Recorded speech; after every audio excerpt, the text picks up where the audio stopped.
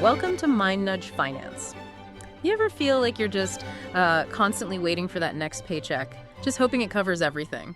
It's a really common feeling, you know. So many people are in that boat. You're definitely not alone there. And look, the reasons why might be complicated, maybe not entirely your fault, but, well, getting out of that cycle, that part starts with you. That's a key point. Understanding the why is useful, but taking action is where the change happens. Right. So in this deep dive, we're going to cut through all the noise. We've got a simple 4-step strategy.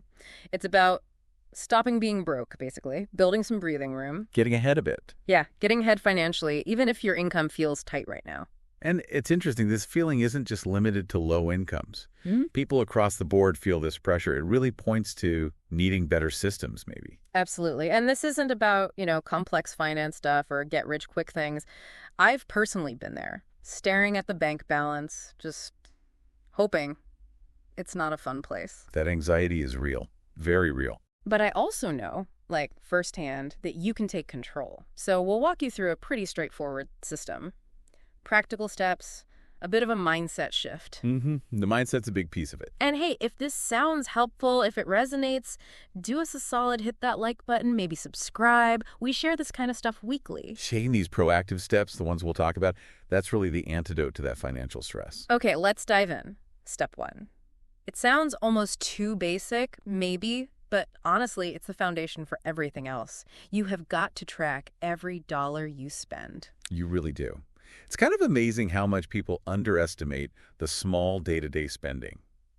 Studies show folks can be off by quite a bit when they just guess where the money went. Exactly. It's like trying to drive somewhere new without GPS or a map.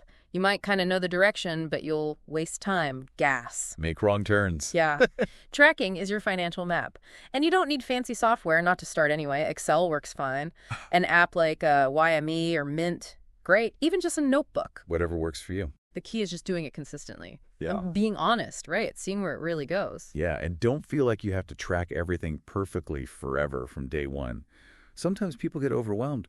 Maybe just try it for a week or 2. Good point. Just to get a feel for it. You'll probably find some patterns you weren't fully aware of. And just knowing that awareness, it's powerful. It's the starting block. Okay, so you're tracking, you're getting a handle on where the money's going. Now, step 2, and this one's critical. Do this before you start aggressively paying down debt or investing. Priority 1 after tracking. Build a mini emergency buffer. We're talking maybe $1,000, maybe $2,000 saved, accessible. Think of it like your financial first aid kit. Because life, well, especially here in the U.S., it throws curveballs, right? Yeah. A car repair pops up. Always. $400 or $500 easily. Or a medical bill, something small breaks at home. Without that cushion, you're often forced onto credit cards, maybe taking out a small loan. And boom, you're right back in that cycle. Deeper, maybe. Exactly. It keeps the paycheck-to-paycheck thing going. So this buffer, it's not about making money on it, not initially. It's pure safety net, peace of mind. Knowing a small surprise won't just, blow up your whole plan. It really reduces that background financial stress. Yeah. And interestingly, that lets you think more clearly about the bigger picture, the longer-term goals. It frees up mental space. Totally. Okay, so step 3.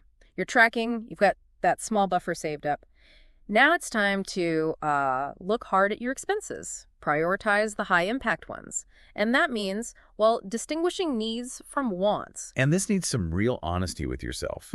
Needs are the absolute basics, right? Shelter, food, getting to work, the essentials for living and earning. Wants are everything else, discretionary stuff.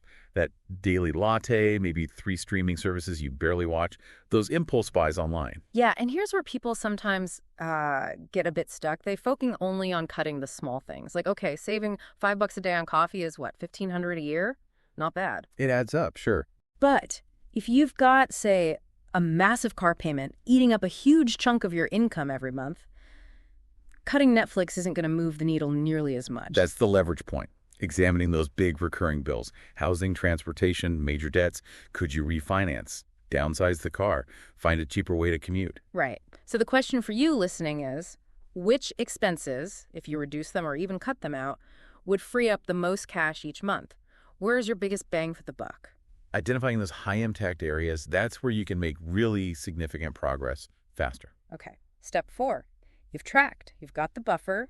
You're starting to trim the big stuff, prioritize needs.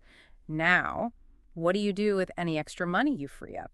This is where the momentum really starts to build. You use that surplus to invest. Invest in your freedom, basically. And the mindset shift here is it's critical. You stop seeing extra cash as just, oh, bonus spending money. Right. It becomes a tool. Every extra, say, $500 you free up isn't just relief for this month. It's a seed, an opportunity to grow your wealth. Building for the future. You're moving from just surviving month to month to actually creating options for yourself later on. So what does that look like? Maybe putting it into low-cost ETFs, a brokerage account. Or maybe a high-yield savings account if you're saving for something specific, like a down payment, still making it work for you. Or maybe exploring a side hustle, you know, something to bring in extra income that you can then channel into those investments. The point is making your money start working for you. And you don't need a huge amount to start. Consistency is key. Yeah. Even small amounts invested regularly, they really do compound over time. The long-term potential is pretty amazing when you make those intentional choices. Now, I want to be real here. Breaking free from living paycheck to paycheck. It's not like flipping a switch. It takes time. It takes discipline. And there will be setbacks. Yeah. Absolutely. Life happens. Are you sure? The goal isn't perfection. It's progress.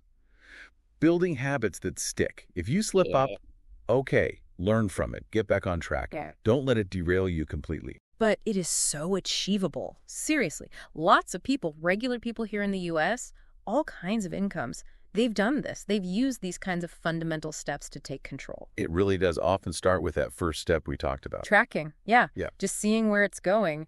That's where you start taking back the power, you know? That clarity it provides, it really does set the stage for everything else. It's the catalyst. So look, if this deep dive gave you some clarity, maybe a path forward, some actual steps you can take like today, please hit that subscribe button. It helps us out, and we bring you practical money strategies like this every single week, stuff to help you make real financial change. Our goal is really just to provide insights that empower you, help you take control of your own financial future. And speaking of taking control, our next video, it's a big topic, really important right now, how the middle class is getting crushed and what to do about it. Yeah. Super interesting stuff. You should be able to find that right here. Yeah, definitely check that one out. Thanks so much for tuning in to Mind Nudge Finance.